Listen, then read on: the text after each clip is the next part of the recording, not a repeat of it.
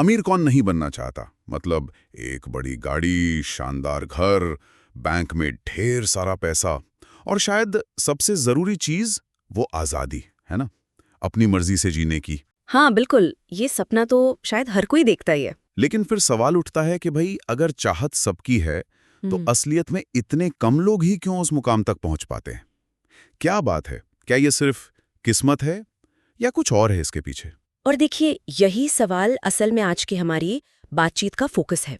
अक्सर ना लोगों को लगता है कि पैसा कमाना, उसे संभालना, ये सब एक तरह का गणित है। मतलब एक सही फॉर्मूला लगाओ और बस नतीजा मिल जाएगा। हाँ, जैसे कोई हिसाब हो। बिल्कुल। लेकिन सच्चाई वो इससे कहीं ज्यादा कॉम्प्लेक्स है और दिलचस्प भी। सही कहा। इसीलिए आज हम जरा पैसे के पीछे की साइकोलॉजी, उसके मनोविज्ञान को समझने की कोशिश कर रहे हैं। और इसके लिए हम मॉर्गन हाउसल के काम, खासकर उनकी जो बहुत मशहूर किताब है द साइकोलॉजी ऑफ मनी, उससे मिली कुछ जरूरी बातों पर बात करेंगे। हाँ। मकसद ये है कि हम समझें कि ये जो फाइनेंशियल सक्सेस है, ये सिर्फ जानकारी या हिसाब किताब का खेल क्यों नहीं है। ये कैसे हमारे बर्ताव, हमारी आदतों, हमारी सोच पर ज्यादा निर्भर करती है। एकदम सही। और मॉर्गन हाउसल का वो जो बहुत मशहूर कोट है, वो इस पूरी बात का निचोड़ है ना?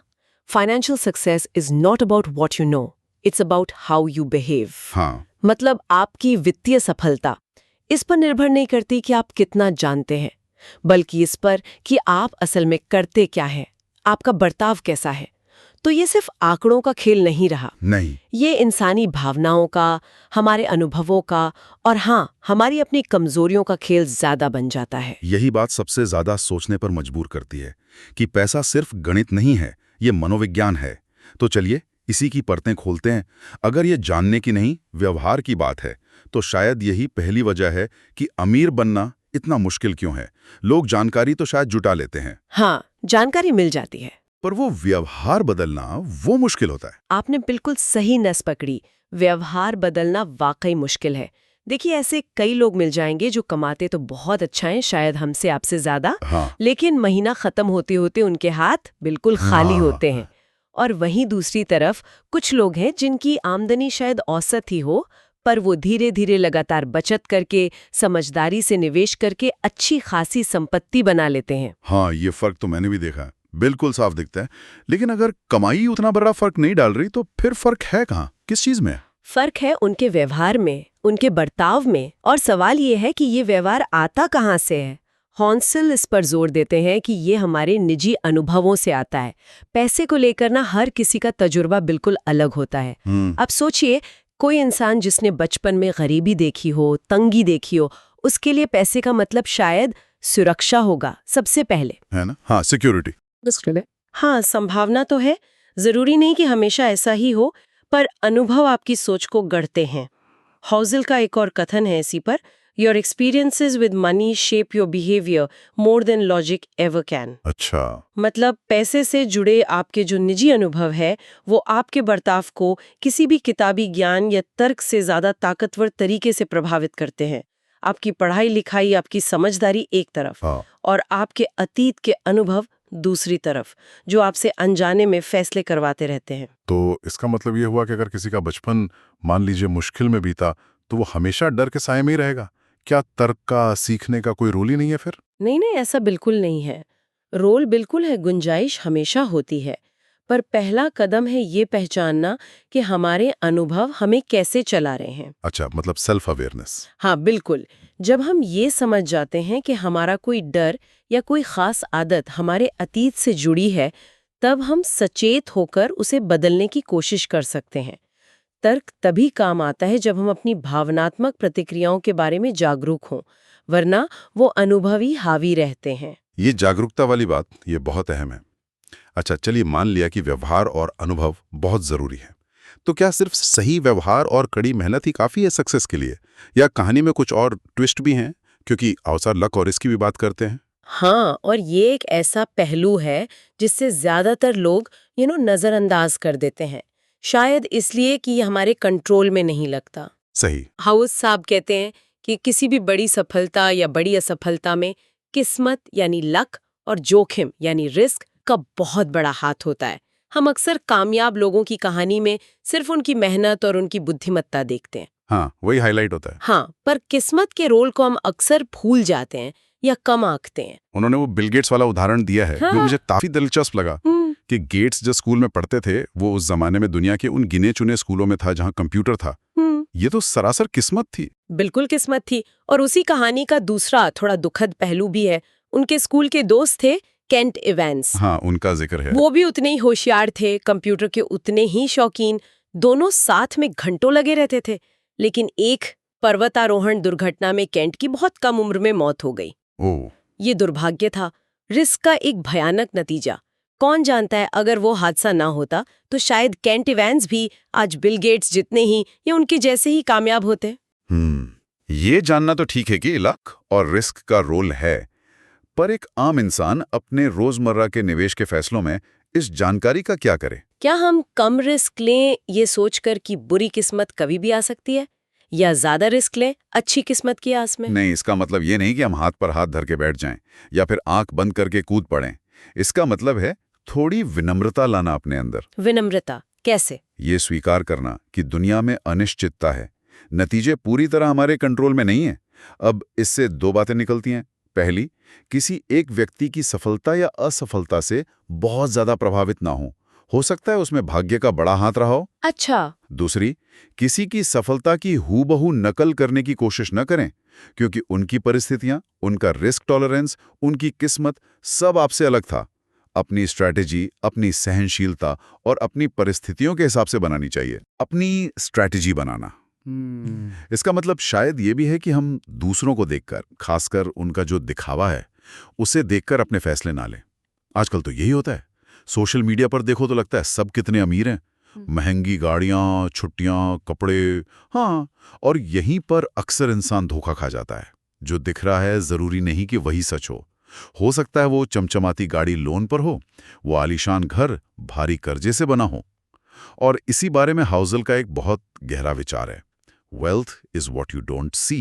अच्छा, दौलत वो है जो आप देखते नहीं हैं। इसका ठीक मतलब क्या हुआ? इसका मतलब है कि सच्ची अमीरी उन महंगी चीजों के दिखावे में नहीं है जो आसानी से नजर आ जाती हैं।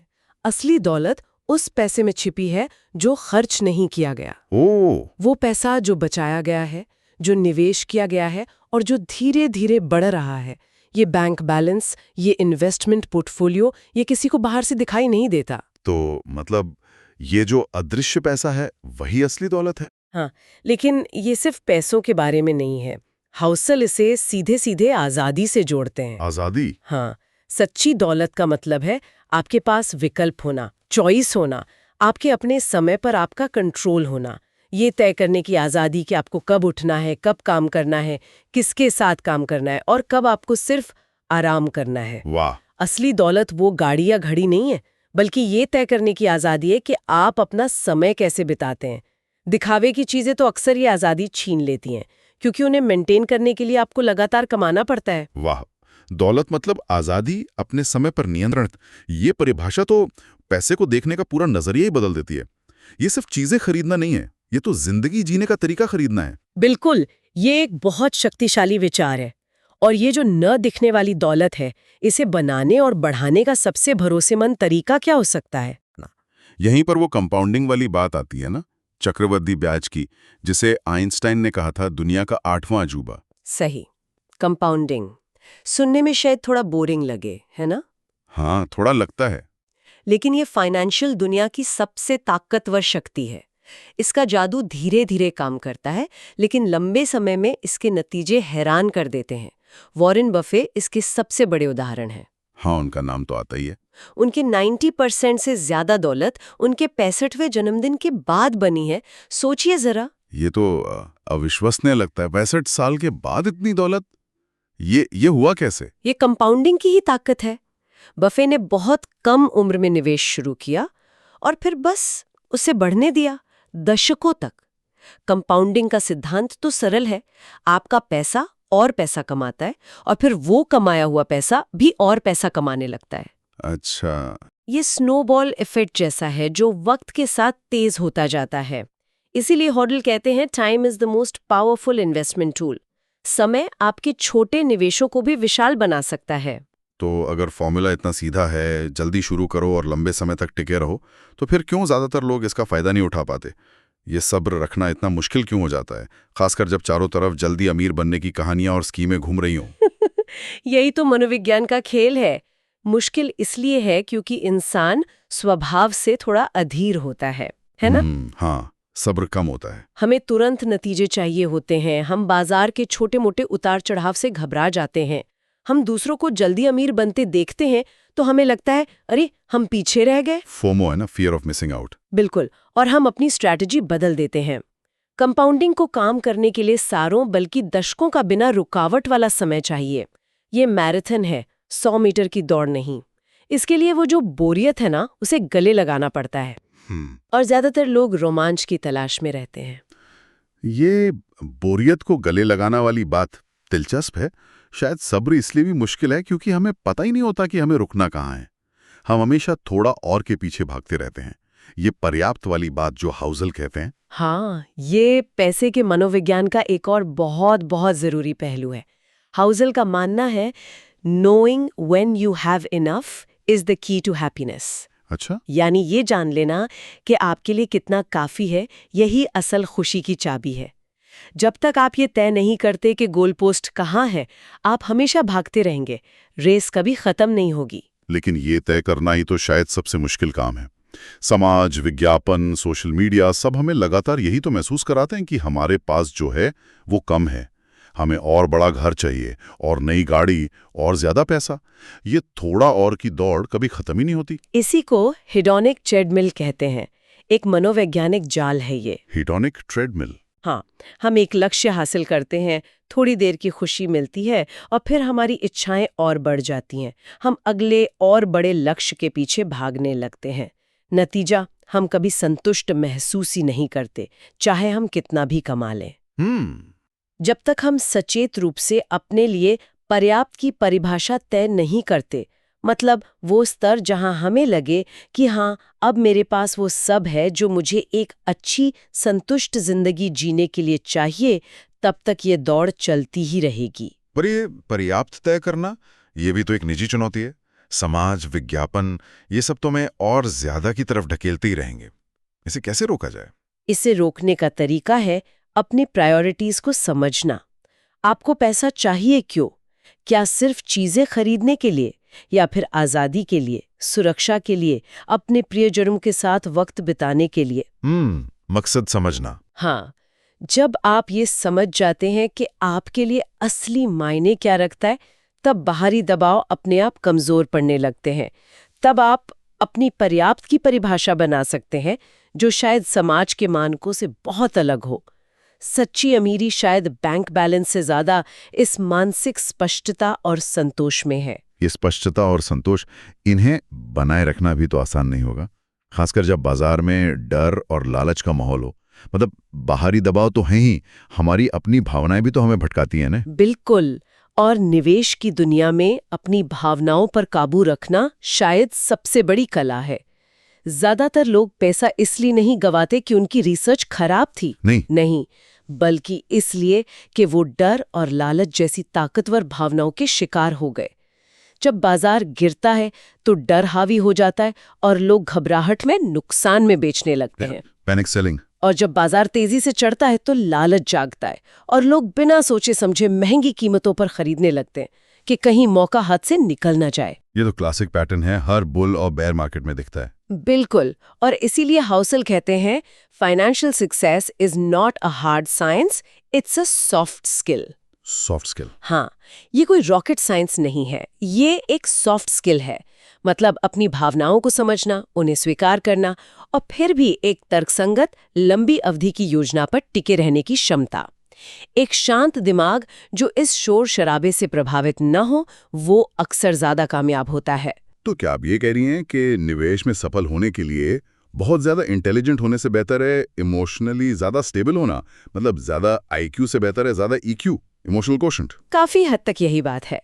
देखिए, बुनियादी समझ तो चाहिए ही, ऐसा नहीं कि कुछ भी न पता हो। हाँ, बेसिक तो पता होना चाहिए ना। हाँ, लेकिन असाधारण नतीजे अक्सर साधारण रणनीतियों को लंबे समय तक बिना भावनाओं में बहे निभाने से मिलते हैं।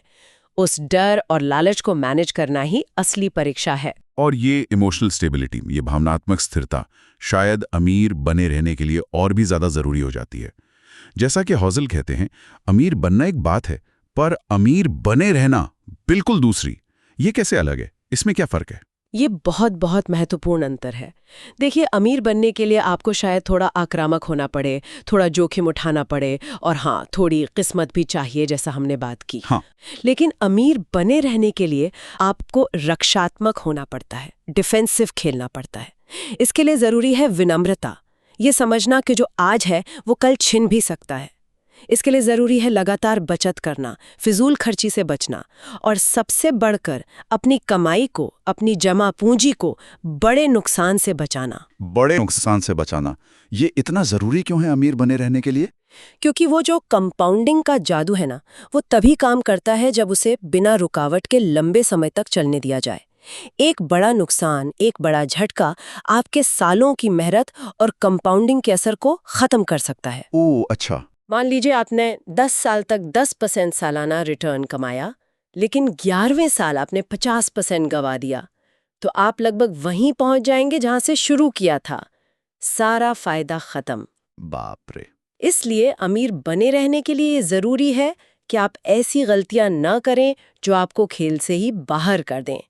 इसके लिए धैर्य चाहिए, अनुशासन चाहिए और एक शांत दिमाग चाहिए। फिर से वही व्यवहार वाली बात आ गई। तो अमीर बने रहने का मतलब है थोड़ा बोरिंग होना, धीमी स्थिर चाल चलना, ज्यादा रोमांचक दांव लगाने के बजाय अपनी पूंजी को बचाना। हाँ, एक तरह से कह सकते हैं वित्तीय दुनिया में बोरिंग होना अक्सर फायदेमंद होता है। अमीर बने रहना असल में सर्वाइवल का खेल है। ये पक्का करना कि आप लंबे समय तक टिके रहें ताकि कंपाउंडिंग अपना काम कर सके। इसके लिए निरंतरता चाहिए, लगातार चलते रहना, ना कि कभी कभार की बड़ी जीत। तो अगर हम आज की इस पूरी बातचीत को समेटें तो ये निकल कर आता है कि हमने शुरू में जो सवाल पूछा था कि क्यों बहुत कम लोग अमीर बन पाते हैं, उसका जवाब किसी जटिल गणितीय फॉर्मूले में नहीं है, नहीं, बल्कि हमारे अपने अंदर छिपा है। हमारी सोच, हमारा व्यवहार, हमारे डर, हमारी उम्मीदें और पैसे के साथ हमारा रिश्ता कैसा है, ये सब मिलकर हमारी वित्तीय कहानी लिखते हैं। बिल्कुल, ये हमारे फैसलों की कहानी है जो हमारी भावनाओं और हमारे अनुभवों से रंगी होती है। अमीर वो नहीं जो सबसे ज्यादा जानता है, बल्कि शायद वो है जो अपने व्यवहार को सबसे बेहतर समझता है और उसे नियंत्रित कर पाता है। ये पैसे का खेल दिमाग से ज्यादा दिल और आदतों का खेल है। ये एक बहुत शक्तिशाली निष्कर्ष है।